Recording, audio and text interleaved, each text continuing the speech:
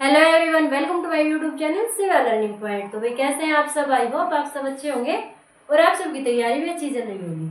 आज की भाई हरियाणा जीके की सीरीज में करेंगे जो अपनी 2011 की जनगणना हुई थी, उसमें जो हरियाणा का डाटा था उसके बारे में आज डिस्कस करेंगे। भाई इसके ऊपर एक वीडियो मैंने पहले भी बनाई है, जो क्वेश्चन रह गए थे वो मैं आज सेकेंड पार्ट में लेके आई हूँ।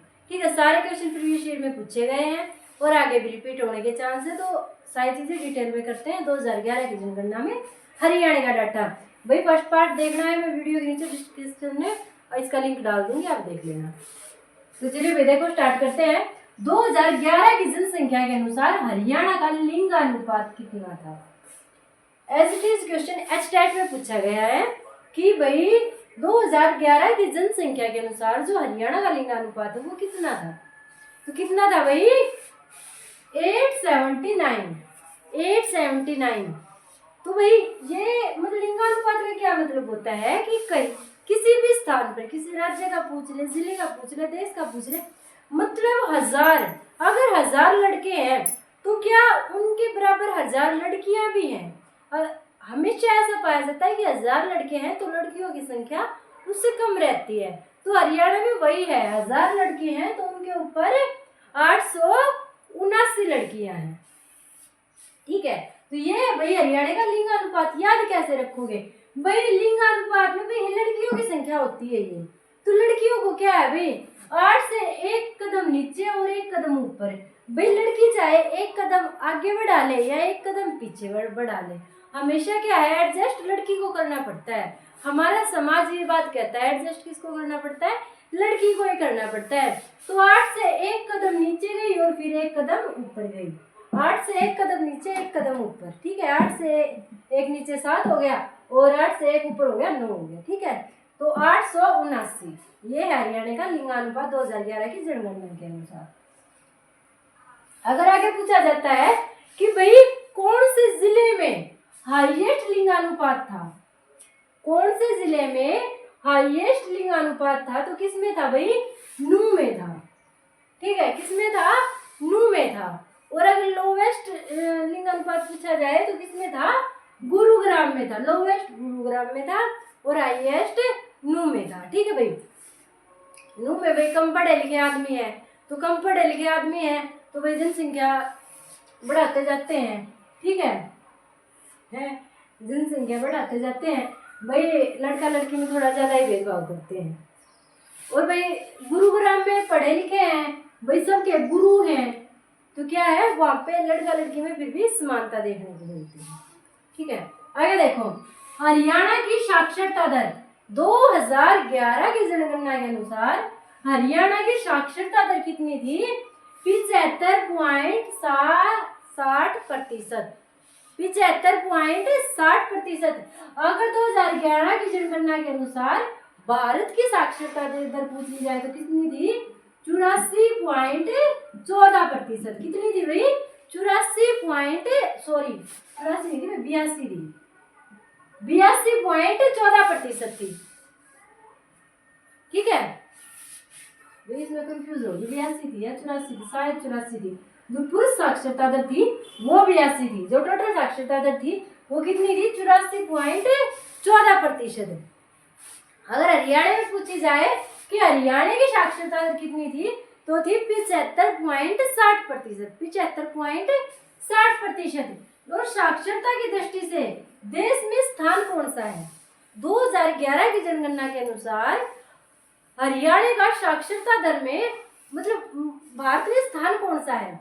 तो भाई 15वां स्थान है। कौन सा स्थान है? 15वां स्थान।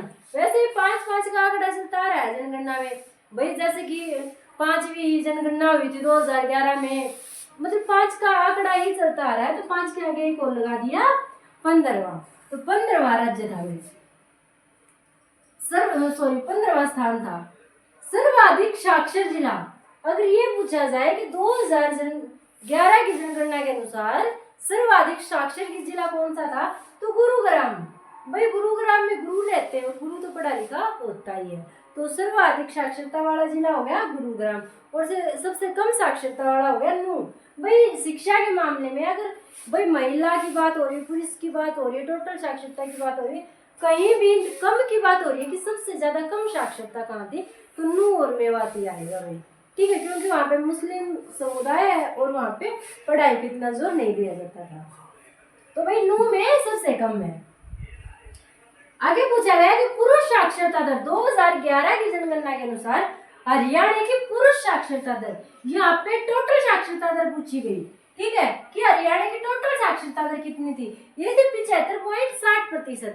यहाँ पे पूछा गया कि पुरुष साक्षरता दर कितनी थी, तो पुरुष साक्षरता दर कितनी थी भाई, 84.10 थी। पुरुष साक्षरता दर कितनी थी, 84.10 थी। और महिला साक्षरता दर कितनी थी, ये थी 65.9%। 2011 की जनगणना के अनुसार, 2011 की जनगणना के अनुसार पुरुष साक्षरता दर कितनी थी, ये थी 84.10%। और महिलाओं की साक्षरता दर कितनी थी, 65.9%।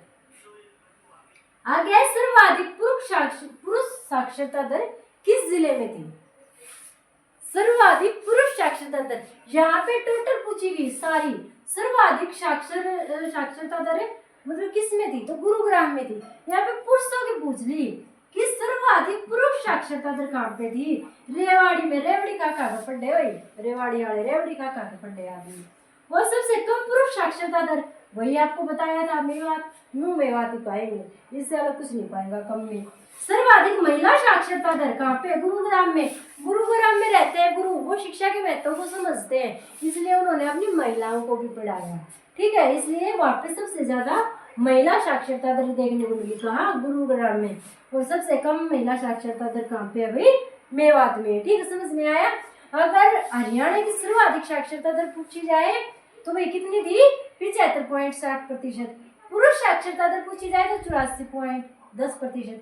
महिला साक्षरता दर 65.9%। अगर सर्वाधिक साक्षरता वाला जिला पूछा जाए तो गुरुग्राम, सबसे कम नूह। पुरुष साक्षरता पूछी जाए तो पुरुष साक्षरता थी रेवाड़ी में और सबसे कम मेवात में। महिला साक्षरता थी गुरुग्राम में और सबसे कम थी मेवात में। अब देखो 1 नवंबर 1966 को, 1 नवंबर 1966 जब हरियाणा बना तब की बात हो रही है, उस टाइम पे हरियाणा की साक्षरता दर कितनी थी, जब हरियाणा बना था 1 नवंबर 1966 को, अपने हरियाणा का गठन हुआ था, तो उस टाइम पे भाई साक्षरता दर थी वो हरियाणा की कितनी थी, 20%, मात्र 20% थी, आपको याद रखना है। ठीक है, आगे हरियाणा में किस समुदाय की साक्षरता दर सबसे अधिक है, किस समुदाय की साक्षरता दर सबसे अधिक है, जैन समुदाय। जैन में कौन आते हैं, बाणिया, बाणिया 52 बुद्धि के साथ। ठीक है, बोलते हैं बाणिया 52 बुद्धि के साथ। इसका मतलब क्या होता है, बाणिया एक्स्ट्रा चतुर होते हैं, तो एक्स्ट्रा चतुर होते हैं तो बाणियों को बेरा है, हमें पढ़ाई लिखाई के बगैर कीमत नहीं धरा, तो वे आपने लाना शुरू से पढ़ाना शुरू कर दे। तो भाई सबसे पढ़ा लिखा समुदाय कौन सा है, जैन समुदाय, जिसमें एक भी अनपढ़ नहीं मिलेगा आपको। फिर किस समुदाय में साक्षरता दर सबसे कम है, भाई सबसे कम कौन है, मुस्लिम समुदाय, क्योंकि मुस्लिम समुदाय को पिछड़ा समुदाय माना जाता है। भाई आज के टाइम पे भी ऐसा है कि वो जो महिलाएं होती है उनको पढ़ाना वाजिब नहीं समझते। मुसलमान का वर्ड बोल दिया, मुसलमान नहीं बात कर रहे हैं, तो वाजिब का मतलब यही होता होगा कि भाई उनको मतलब कि क्या बोलते हैं इसको, अलो नहीं कर रहे भाई, महिलाओं को अलो नहीं कर रहे पढ़ने के लिए। ठीक है, अनुमति नहीं देते उनको। तो भाई मुस्लिम समुदाय में ही सबसे कम साक्षरता दर पाई जाती है। आजादी के बाद किस वर्ष साक्षरता दर में सबसे ज्यादा वृद्धि हुई, किस साल में साक्षरता दर में सबसे तेजी से वृद्धि हुई थी, तो किसमें, 1991 में। कब हुई थी, 1991। 1991 में क्या है भाई, हमारे से बड़का का जन्म हुआ था, 91, 92, 93, 94। ठीक है, 89, 90। तो उस टाइम के बाद क्या है भाई, पढ़ाई में थोड़े तेज होया करते। ठीक है, तो 1991 में सर्वाधिक वृद्धि हुई थी साक्षरता दर में। और किस वर्ष साक्षरता दर में सबसे कमी आई, तो सबसे कम हुई थी वृद्धि, वो थी 2011 में। क्यों भाई सबसे कम क्यों है भाई, पढ़ा था कौन है, सब न्यू लगा मास्टर मास्टर जनगणना कर, पहले जनगणना मास्टर पे सौंप दिया करते ना। हाँ भाई मास्टर के गांव में जा जाकर घर गले आदमी है नाम लिखते बेचारे नोट करते। तो 2011 मास्टर सारे बेचारे जनगणना में लाग रहे थे, तो बड़ा रिकॉर्ड पे डालना। इसलिए साक्षरता दर में सबसे कम वृद्धि हुई थी 2011 में। अगर हरियाणा के किस जिले में सर्वाधिक मृत्यु दर है, हरियाणा के किस जिले में सर्वाधिक मृत्यु दर है, तो भाई रोहतक में है। रोहतक में बहुत बड़ा मेडिकल है, मतलब न्यू लगा लो हरियाणा के किससे भी कोने में कोई ठंडा एक्सीडेंट हो जाए, किसी ठंडी बीमारी हो जाए, कित भेज दें रोहतक पीजीआई में रेफर कर दें। मोस्टली दुर्घटना वाले रोहतक में जाकर मरे हैं। ठीक है, तो रोहतक में सबसे ज्यादा रोना पीटना मचा है, और जब रोना पीटना मचेगा वो हो जाएगा रोहतक हो जाएगा। ठीक है, मृत्यु को भी रोना पीटना तो मचा ही है, तो जो मृत्यु आज करा गया वो क्या हो गया, रोन रिलेट कर दिया वही रोहतक में।